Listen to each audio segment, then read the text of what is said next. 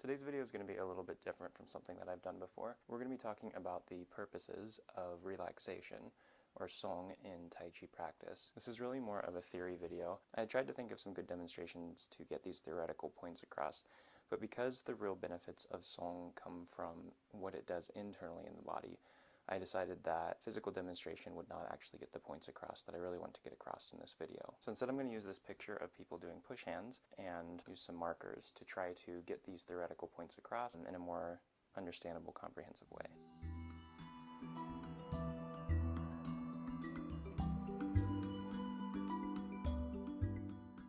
The first thing I would like to do is talk about the two main benefits of relaxation in Tai Chi training.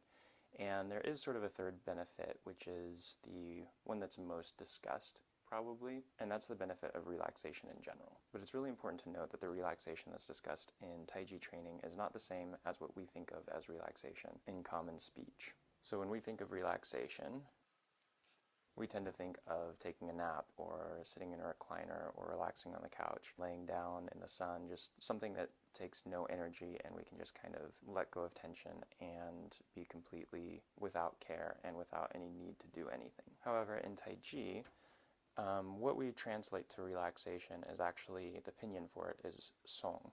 And these two aren't really equal to each other. The word relaxation does somewhat grasp the concept of song, but not completely. And I think perhaps a better translation of song, as far as it relates to Tai Chi, would be a release of excess tension.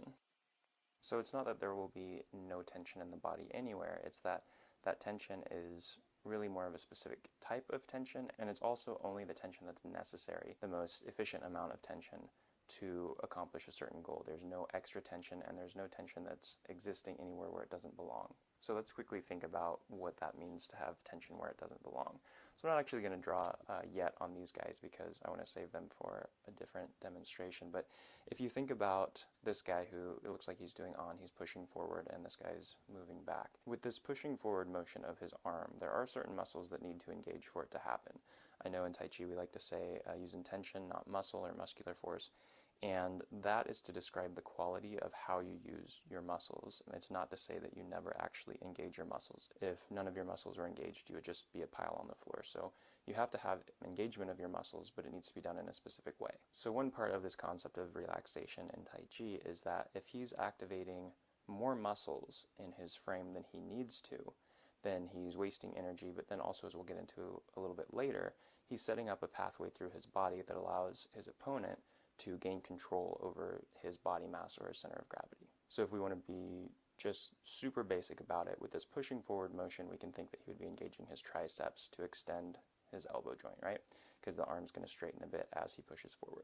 So the triceps would be engaged. But if he's also engaging his bicep, it's like for no apparent reason, because that's not helping in what he's doing here, then he's wasting energy here, and he's actually locking up his shoulder and his elbow joint even more and reducing the amount of sensitivity that he has in those areas by engaging muscles that don't have to do with the activity he's engaging in. So that's one way of thinking of unnecessary or excess tension. It's tension engaged in areas where the tension is not necessary, and it's really because if he was doing that, it would be because he doesn't have the body awareness to either know that he's doing that or know that that's not necessary to complete his activity. So he's activating more of his muscles than are necessary. So what are kind of the main purposes of this relaxation that is so important in Tai Chi training? The first reason that we're going to talk about is that it maintains changeability.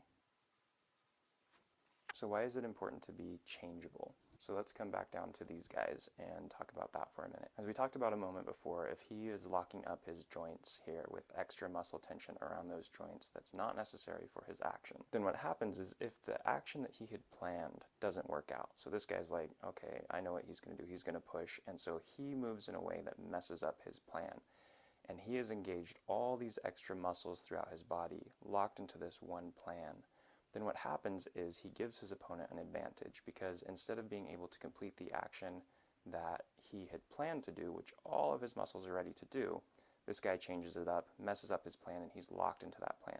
The problem is he can't recover from that easily because so many things are locked into place and locked into this idea of pushing forward. And the same thing can be true of this guy too. If he's receiving this force and he has a set idea of what he's wanting to do with that incoming force, and he locks himself physically with a lot of tension into accomplishing that goal, whether that's just trying to stay upright and not get pushed over, or if that's performing a certain technique to neutralize this push coming forward. Either way, excess tension is going to lock them into that idea, or lock them into a certain set of predetermined movements that doesn't allow for the variability that's going to actually happen in this exchange. Because what he thinks is going to happen and what he thinks is going to happen either are going to be similar or completely different, and depending on how that plays out, being locked into a single idea and having that locked into your frame is going to play against you, because all of a sudden, if he has all this force coming forward, he's locked his body into this forward motion, and he decides that he's just going to move it to the side and pull, he is not prepared to respond to that pull because everything's locked in this motion. And as soon as he realizes what's going on, it's going to be too late for him. He's going to be able to pull this guy in the lighter clothing. It's going to be able to pull this guy off balance very easily and control what happens with his center. So now let's say this guy's been training a little bit longer. He's had that happen to him several times, which is what happens as you begin to train. So it's a good thing. It's a good experience to have, being locked into something and having someone use that against you, because your body starts to realize what a bad idea that is, and then that eventually gets to your head, which allows you to further incorporate it into your body. So anyway, he's been training for a while now, and he starts to do this push, but he lets go of the tension that's locking up these joints and locking him into this idea of going forward. Now as he pushes forward, this guy changes what's happening, and instead of being locked into all of this, his body has two advantages now. One is it's not physically locked into a specific motion that has to be done. So when this guy changes what's happening, he can change with it and adapts to the situation. The second thing is his muscles aren't so activated that they are kind of overcoming his sensory perception of what's happening in these areas. And so he's going to be able to sense the changes in those joints, the changes in the feel of what's happening in this exchange much earlier. So when this guy starts to change it, he's going to be aware of it way sooner than he would have been if there was all this extra tension locking up his joints. And I know I'm pointing to his shoulder, elbow, wrist, hand, all of this a lot, but really the tension can be anywhere in the body, or it can be all through the body. And all the extra tension that's not necessary to maintain structure and apply a technique is decreasing his ability to sense what's going on. And it's also decreasing his ability to change and adapt to what's changing in this exchange. So that's kind of the first aspect of why Song, or relaxation, or the release of excess tension in the body, is so important in Tai Chi. It keeps you able to adapt to what's happening in a situation. Now the second reason that relaxation is so important in Tai Chi training is that it keeps your opponent or your training partner from gaining control of your center of gravity. So it blocks your opponent's control over what's going on in your center. And this is really where this drawing, I think, is going to come in handy. So the first thing we're going to do is talk about their center of gravity. Now, in reality, your center of gravity changes location based on the frame of your body. So it might be over here when you're standing in one position. As you squat down, it's going to move. If you lean back, it's going to move back. If you lean forward, it's going to move forward. So it's really a changeable location. And some people think that's why the description of the lower dantian sometimes is described as anywhere from your kidneys down to your navel, and it's just kind of saying anything in here can potentially be your dantian, or all of it's your dantian. And that's because the location of your center of gravity kind of bounces around in this area. Some people say the lower dantian is just right below the belly button, a few inches, and back just a tiny bit, basically right at the front here of the abdomen. And that's accurate as far as lining up with a acupuncture point, but I don't think that's, personally with my training and the instruction I've received, that is not the place of the actual dantian. And the location that I subscribe to really is, it's kind of difficult to estimate here in this picture, but if you were to imagine, okay, so here's his hips, this is the top of his iliac crest, and so his sacrum is probably somewhere in here, and his spine's coming up this way. Right here at the sacral promontory, that's where I think is the sort of main location of the lower dantian. And that also bears up right in front of that, a little bit above, a little bit below. That tends to be where the center of gravity hangs out.